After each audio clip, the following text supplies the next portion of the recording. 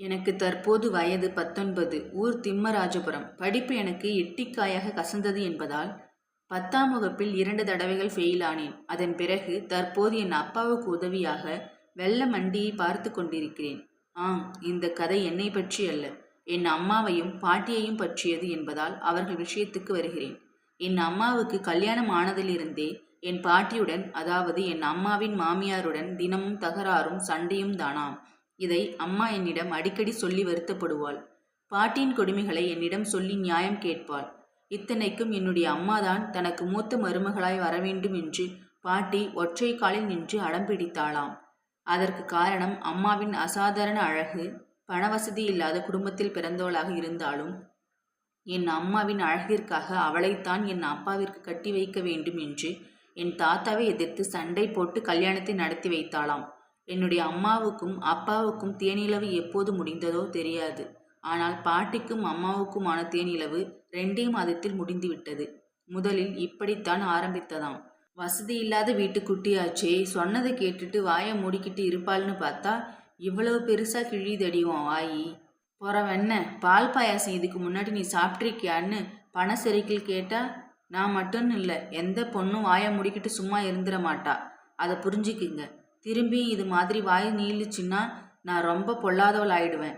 ஆமாடி அம்மா, இனிமே தான் நீ பொல்லாதவளாகி நான் பார்க்க போகிறேன். சரி, அப்படியே வச்சுக்குங்க, இப்போவே நான் பொல்லாதவ தான். இப்படித்தான் என்னுடைய அம்மாவுக்கு கல்யாணம் ஆன 2வது மாதத்திலேயே சண்டை பிள்ளையார் சுழி போட்டு விட்டதாம். இவங்க சண்டை கடந்து 20 வருஷமா ஊர் முழுக்க பிரசித்ததாம். அப்பா ஒரு நாள் வெறுத்து போய் அடுத்த ஊரான நடுவுக்குறிச்சி பெரியப்பாவிடம் சென்று புலம்பி நியாயம் கேட்டாராம். பெரியப்பா பெரியம்மா ஆத்தங்கரைக்கு போனதை உறுதி செய்து கொண்டு, எல கோட்டிக்காரா, நீ புலம்புற இந்த கஷ்டமெல்லாம் உன் வீட்டில் மட்டும்தான்னு நினைக்கிறியா? இல்லவே இல்லை, வீட்டுக்கு வீடு இதே வாசப்படிதாம்ல. மர வாசப்படி இல்லைன்னா கல் வாசப்படி. எந்த பயல் வீட்டிலையும் பொன் வாசப்படி மட்டும் கிடையவே கிடையாதுலே என்று அப்பாவை பொறுமையாக இருக்கும்படி சொல்லி அனுப்பிவிட்டாராம். ஆனால் பாட்டி, என் மருவவை பார்க்கறது தான் அழகு, அவ வேலையெல்லாம் இழவு என்று ஊர் புறாவும் சொல்லி திரிந்தாளாம். நல்ல வேலையாக கல்யாணமான 4வது மாதத்திலேயே அம்மா உண்டாகிவிட்டாள். இல்லையென்றால் அம்மாவுக்கு மலடி என்கிற பட்டத்தையும் பாட்டி கொடுத்திருப்பாள். அப்பா பாட்டியை அவன் நல்லபடியாக பிள்ளையை பெத்தெடுக்கிற வரைக்கும் சண்டை கிண்டை எதுவும் போடாமல் வாயை மூடிக்கிட்டு இருங்க என்று அதட்டினாராம். முதல்ல இதை உன் பொண்டாட்டிக்கிட்ட போய் சொல்லுல, வந்துட்டான் நீட்டிக்கிட்டு என்று பாட்டி பதிலுக்கு அப்பாவை கண்டித்தாராம். அதன் பிறகு நிஜமாகவே நான் பிறக்கும் வரை அவர்கள் இருவரும் சண்டை போட்டு கொள்ளவே இல்லையாம். இதை பார்த்து ஊரே ஆச்சரியப்பட்டு போனதாம். திம்மராஜபுரம் வாய்க்காலில் வெள்ளம்தான் வரும் என்று கூட பேசிக்கொண்டார்களாம். ஆனால் நான் பிறந்த மறுநாளே சண்டையை ஆரம்பித்து விட்டார்களாம். அதற்கப்புறம் என்ன, நான் வளர்ந்ததே அவர்களின் ஓயாத சண்டையின் மத்தியில்தான். இப்படியெல்லாம் தொடர்ந்து சண்டைகள் என்னுடைய 20வது வயதில் பாட்டி செத்துப்போன சமயத்தில்தான் நின்றது. பாட்டி திடீரென்று இறந்து விட்டாள். இத்தனை வருடங்களும் சதா பாட்டியுடன் கச்சை கட்டி கொண்டு சண்டையிட்ட அம்மா பாட்டி செத்தவுடன் மார்பிலும் தலையிலும் அடித்து கொண்டு தரையில் உருண்டும் புரண்டும் அழுதாள். அதை பார்த்த ஊர்ஜனம் பூராவும் அப்படியே வாய் பிளந்து நின்றுவிட்டது. எனக்கே கூட அம்மாவின் அழகை ரொம்ப ஓவராக தெரிந்தது. அதன் பிறகு அம்மா பல நாட்களுக்கு திக்பிரமை பிடிச்சு வீட்டின் மூட்டு வழியை பார்த்தபடி அமர்ந்திருந்தாள்.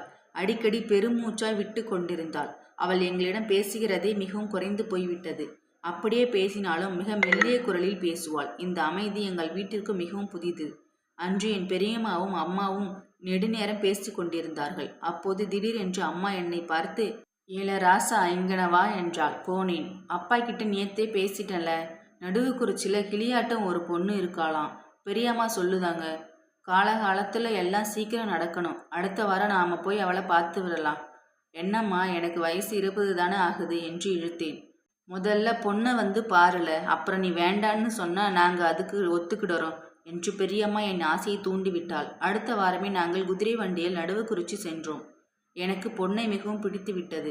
மிக சூட்டிகையாக வட்ட முகத்தில் வரிசையான பற்களின் அழகுடன் வளப்பாக இருந்தாள். 2 மாதத்தில் கல்யாணம் என்று முடிவானது. குறிப்பிட்ட நாளில் கல்யாணம் மிக சிறப்பாக நடந்தது. நிறைய சீர்செனத்திகள் எங்கள் வீட்டிற்கு வந்தன. ஒரே வாரத்தில் எனக்கு எல்லாமே என் மனைவிதான் என்றாகி போனேன். அடுத்த சில நாட்களில் நான் என் மனைவியுடன் நடுவக்குறிச்சி சென்று மாமனார் வீட்டில் சில நாட்கள் புது மாப்பிள்ளை தோரணையில் தங்கியிருந்தேன். அப்போது ஒரு நாள் நானும் என் அருமை மனைவியும் பெரியம்மா வீட்டிற்கு மதிய விருந்து சாப்பாட்டிற்கு சென்றோம். சாப்பிட்டதும் வெயில் உக்கிரமாக தகித்து கொண்டிருந்ததால் ஒரு தனி அறையில் நாங்கள் கதவை சாத்திக் கொண்டு ஓய்வெடுத்தோம். என் மனைவி அயர்ந்து தூங்கிவிட்டாள். நான் தண்ணீர் குடிக்க மெதுவாக எழுந்து கூடத்திற்கு வந்தபோது பெரியம்மா பெரியப்பாவிடம் எங்களை பற்றி ஏதோ சொல்ல நான் உற்று கேட்டேன். 20 வருஷமா ஒரு மருமகளா இருந்து மாமியார் கிட்ட குடும்பி போட்டு சண்டை போட்டுக்கிட்ட இருந்தவளுக்கு திடீர்னு மாமியார் கண்ணு மூடியதும் சண்டை போடுறதுக்கு ஆள் இல்லாம பிள்ளைக்கு கல்யாணம் பண்ணிக்கிற சாக்க வச்சுக்கிட்டு ஒரு சின்ன பிள்ளைய வீட்டுக்கு மருமோளா கூட்டியாந்து இவ மாமியார அதிகாரமா காலம் நீட்டி உட்கார்ந்துக்கிட்டு எல்லா சண்டையையும் விட்ட இடத்தில் இருந்து மறுபடியும் ஆரம்பிக்கலான்னு எப்படி தந்திரமா என் தங்கை கணக்கு போட்டிருக்கா பாருங்க. அடப்போடி, வீட்டுக்கு வீடு வாசப்படிதான். அதன் பிறகு பெரியப்பா சொன்னது என் காதில் ஏறவில்லை. என் அம்மாவா அப்படி மாறிவிடுவாள்? இருக்காது, இருக்கவும் முடியாது. மறுநாள் திம்மராஜபுரம் வந்து சேர்ந்தோம். பெரியம்மா சொன்னது என் மனதை அரித்து கொண்டிருந்தது. அன்று மாலை என் அம்மா என் அருமை மனைவியை மசமசன்னு குதிரை மாதிரி நிக்காதே, போய் மொகரிய கழுவு, சாமிக்கு விளக்கேத்து, அவனுக்கு காஃபி போட்டு கொடு என்று விரட்டி கொண்டிருந்தாள். என் மனைவி மரியாதையுடன் சரிமா என்று சொல்லிவிட்டு முகம் கழுவ சென்றாள். எனக்கு சுருக்கென்றது. அது என்ன குதிரை, முகரை போன்ற அமில வார்த்தை பிரயோகங்கள். குரலை உயர்த்தி அது என்ன அதிகார தோரணை? நான் 10வது தேராதவன்தான், படிப்பு ஏறவில்லைதான். ஆனால் என்னையே நம்பி வந்திருக்கும் ஒரு அப்பாவி இளம்பெண்ணின் கணவன் நான். அவளின் எந்தவிதமான மன சஞ்சலத்திற்கும் மன வலிக்கும் நான் தான் பொறுப்பு. ஒரு நல்ல ஆண்மகனுக்கு அழகு தன் மனைவியை பொத்தி பொத்தி பாதுகாப்பது, அவளை கண் கலங்காமல் வைத்திருப்பது, வாழ்நாள் முழுவதும் ஒரு அன்பான புரிதலுடன் அவளை மதித்து நல்ல கணவனாக இருப்பது. என் அம்மா இப்போது ஒரு மாமியார். அம்மா மீது பாசம் உண்டு. ஆனால் அவளின் மாமியார் அதிகாரத்துக்கு நான் கண்டிப்பாக உடைந்தே அல்ல. அன்று இரவு முழுதும் யோசித்தேன். எதையும் வருமுன் காப்பதுதான் உத்தமம். மறுநாள் என் அம்மா அப்பாவிடம் நான் தனி கொடுத்தனம் போய் என் காலிலேயே நிற்க ஆசைப்படுகிறேன் என்று மரியாதையுடன் சொன்னேன். அதற்குள் என் மனைவி பதட்டத்துடன், என்னங்க, அம்மா அப்பா தானங்க நமக்கு தெய்வம் என்றாள்.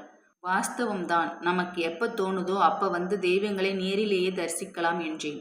அடுத்த வாரமே நாங்கள் பாளையங்கோட்டைக்கு தனி குடித்தனம் சென்றோம். இப்போது மிகவும் சந்தோஷமாக இருக்கின்றோம். வீட்டுக்கு வீடு வாசப்படியாவது சுண்டைக்காயாவது. இத்துடன் இந்த கதை முடிவடைகிறது. இந்த கதை பிடிச்சா லைக் பண்ணிக்கோங்க. இதே மாதிரி ஸ்டோரி வேணால் நம்ம சேனலை சப்ஸ்கிரைப் பண்ணிக்கோங்க. தேங்க்யூ ஃபார் வாட்சிங்.